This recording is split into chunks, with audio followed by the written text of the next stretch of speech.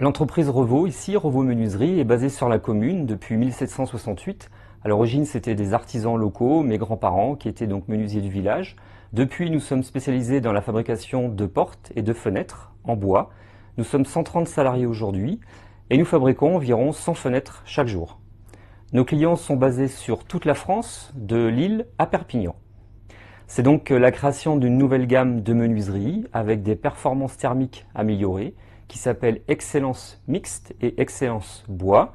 Nous avons souhaité amener à nos clients plus d'isolation thermique et des solutions pour l'entretien. Donc Excellence Mixte, aluminium à l'extérieur pour absence d'entretien, et le bois avec une garantie sur la tenue de la finition peinture. Donc depuis 2005-2006, on voit que le marché de la fenêtre évolue vers des profils plus épais pour améliorer les performances thermiques des fenêtres.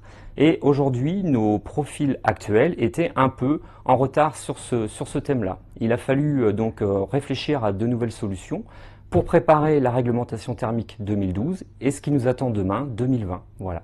Il fallait donc être prêt pour ces nouveaux marchés-là.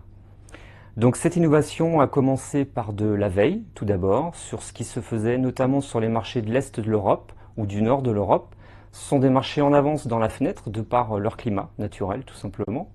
Donc nous sommes allés sur des salons, voir les évolutions qui se faisaient sur les fenêtres. Nous avons rencontré nos confrères, nous avons visité des usines, nous avons visité des fabricants de machines et d'outils.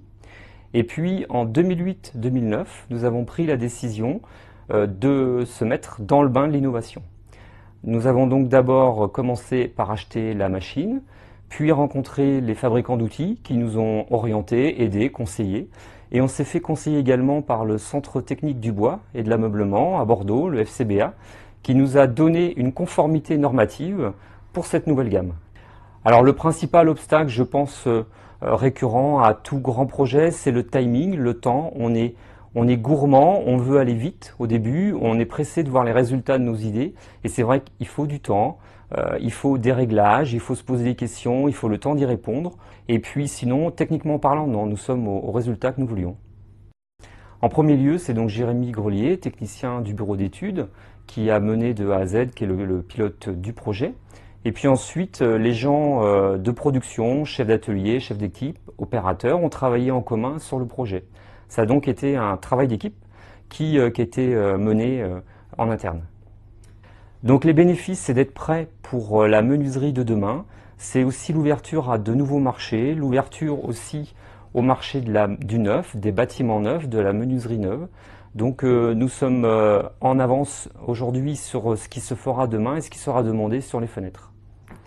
Le bilan de cette expérience est un bilan positif, c'est une vie de groupe, une vie d'équipe, un enrichissement humain de toute l'équipe qui a travaillé sur le projet. Et puis c'est aussi, je crois, l'envie de continuer à innover, l'envie de continuer à se poser des questions et à essayer d'être en avance sur son marché.